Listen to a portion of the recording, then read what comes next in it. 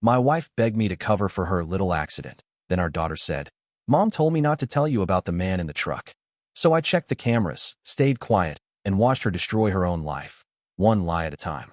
I'm 42. Been married to Karen, 39, for 12 years. We have 2 kids. Lily is 9, Mason is 6. Our life wasn't perfect, but I thought we were doing okay. We had a rhythm: school, dinner, homework, bedtime routines. We'd argue here and there about the usual things: money, parenting decisions, who forgot to take the trash out, but nothing that made me question the foundation of our marriage. Then came the accident. It was a Thursday afternoon in early October. I was still out when Karen called me, frantic. She said she'd backed into a mailbox while leaving our neighbor's driveway. She was anxious and breathless.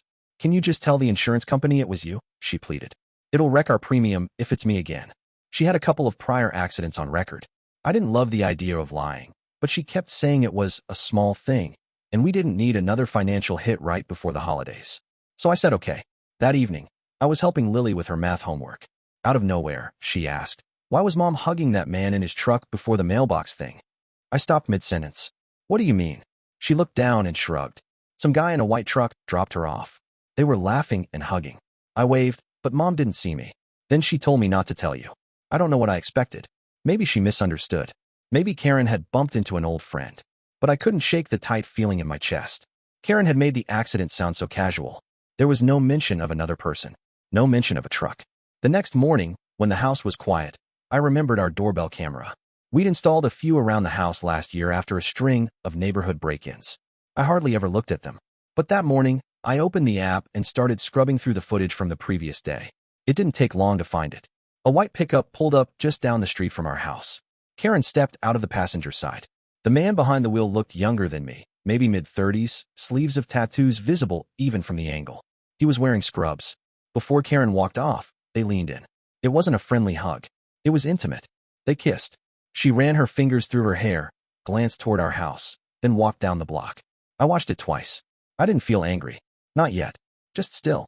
Like my brain couldn't keep up with what my eyes had seen. And maybe, deep down, I didn't want it to. I saved the clip to a USB. Hid it. When Karen got home from errands later that day, she acted normal. Made lunch. Asked if I could look over our bank statements later because she misplaced a receipt. She kissed me on the cheek. Smiled. I smiled back. Numb. I didn't say anything that night. Or the next day. I didn't know enough. And I didn't want to blow up our family if there was a logical explanation. But Lily's words kept circling in my head. And that footage, it wasn't nothing. So I decided to dig quietly. Because if there was more, if this was something deeper than a mistake, I needed to know. For me. For our kids. And as I would soon find out, there was a lot more than just one kiss. I didn't sleep much the night I saw that footage. Karen was next to me, scrolling through her phone like nothing had happened. Meanwhile, my head was spinning. I'd already lied to the insurance company for her. Now, I was wondering if that was just the tip of something much bigger. I started being more careful around her, listening more closely, noticing her texts, her schedule, when she seemed distracted. I didn't want to accuse her blindly, but I also didn't want to let myself get manipulated again. A few days later, I installed a small motion-activated camera in our living room, hidden behind some books on the shelf.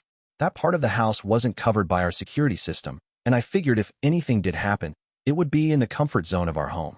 I also called an old friend who works in IT security. He helped me set up encrypted cloud backups and timestamp verification. I didn't want there to be any, he said. She said, if this spiraled into something bigger. Within a week, I had my answer. Late one Saturday afternoon, I was out in the garage with Mason, working on a bike. Karen came out and said she was running to the grocery store and would be back in an hour. Instead, she came home nearly 3 hours later with no groceries and no real excuse. That night, I checked the living room footage. She had company. Same guy. Tattooed arms, scrubs, familiar truck in the background as he walked through the front door like he belonged there. They sat on the couch. She poured him wine. They laughed. Then they kissed. And not like it was new. Like they were used to it. A few nights later, I caught something worse. A full-blown conversation between the two of them. They were talking low, but I boosted the audio using software my friend had set up. She said things like, "Dan doesn't get me, and he's a good dad, but emotionally checked out." Then she said she could spin it if it came to court. That I was strict with the kids. That I didn't make her feel alive. Strict? I read bedtime stories every night. I braided Lily's hair before school. I packed notes in Mason's lunchbox. Dan won't fight back, she added. He's too soft for that. He'll let me take the kids. That hit different. I kept calm. On the outside, nothing changed. I joked with her. We had dinner as a family. But I wasn't idle. I met with a divorce attorney the following week. She advised me to keep documenting. Don't confront her until you're ready to file, she said. You only get one clean shot. It came sooner than I expected. Karen told me she had a weekend girls trip coming up. She even showed me a fake group text. I played along, nodded, said I'd miss her. Instead of going out of town, I booked a hotel 10 minutes away and logged into the camera system from my laptop. By Saturday evening, she'd invited him over. I watched her cook him dinner. They sat on our couch again, laughed, kissed. And then, right there in the house our kids were growing up in, she brought him upstairs. I had everything I needed. The next morning, I called my lawyer. By Monday, the divorce papers were prepared. Grounds, adultery, and moral misconduct. In our state, that matters, especially when custody and division of property are on the line. My attorney included the footage, Lily's informal statement, and a signed affidavit from my IT friend verifying everything was authentic and untouched. Karen had no idea what was coming. When she was served, she flipped. First denial, then anger. You invaded my privacy, she yelled. You're using the kids against me. But I hadn't involved them. She had, when she brought another man into their home and expected them to stay silent. When Karen got the divorce papers, she was stunned into silence for a full minute. Then the anger kicked in. You blindsided me, she snapped. After everything I've done for this family? I didn't reply. What was there to say? I'd already spent weeks sitting with the truth, watching her lie to my face while cuddling up to another man in the same house where our children slept. She tried to turn it back on me. You've been spying on me, she accused. That's disgusting. You brought him into our house, I said quietly. I just stopped pretending not to see it. Karen made one last desperate push to try to keep control of the story. She begged me not to include the footage in the court filings. Think about Lily and Mason, she said. They don't need all this ugliness. We can do this quietly. But the minute she said that, I knew she wasn't worried about the kids. She was worried about her image. In court, things got ugly fast. Her attorney tried to claim I manipulated Lily into saying things.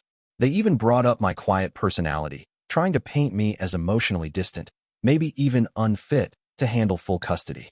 But none of it stuck. Once the footage was played, Karen getting out of the truck, the intimate moments on the couch, her recorded conversation about manipulating custody, the courtroom got quiet. Her lawyer leaned over and whispered something to her. She didn't respond, just sat there, blinking. Her narrative collapsed. By the end, the judge didn't need much convincing. I was awarded full custody. The house remained with me. Karen was granted supervised visitation every other weekend. And just like that, her plan, to quietly leave, rewrite the story, and walk away with the kids, fell apart. As for the guy, he ghosted the second things got real. She tried texting him from the courthouse parking lot. I only know because she mentioned it during a brief, tense conversation we had weeks later. He blocked me, she muttered. Guess he didn't want a mom of two with baggage. I didn't reply. What could I say? After the dust settled, she tried to do damage control. She posted cryptic things on Facebook. Never trust someone who needs to monitor you to feel secure. Then, when people can't control you, they try to control the narrative. But by then, it didn't matter. Our neighbors knew. My colleagues knew. Even her own sister, who used to take Karen's side in everything, called me and apologized. Said she didn't realize how deep the deception went. It's been a year now. I don't date. I'm not ready. But Lily's thriving. She's into books now, chapter after chapter, and asks thoughtful questions about everything. Mason just had his first soccer game last weekend, and I nearly lost my voice cheering him on. Sometimes, on quiet evenings, I still wonder when things changed. Was it one choice? One moment she decided I wasn't enough? But then I remember her saying it was just one little lie about the mailbox. Just cover for her one time. And how quickly that lie unraveled everything. If someone asks you to lie just once, ask yourself why. Because maybe it's not the lie they care about. Maybe it's the fact that they've been lying much longer than you realize.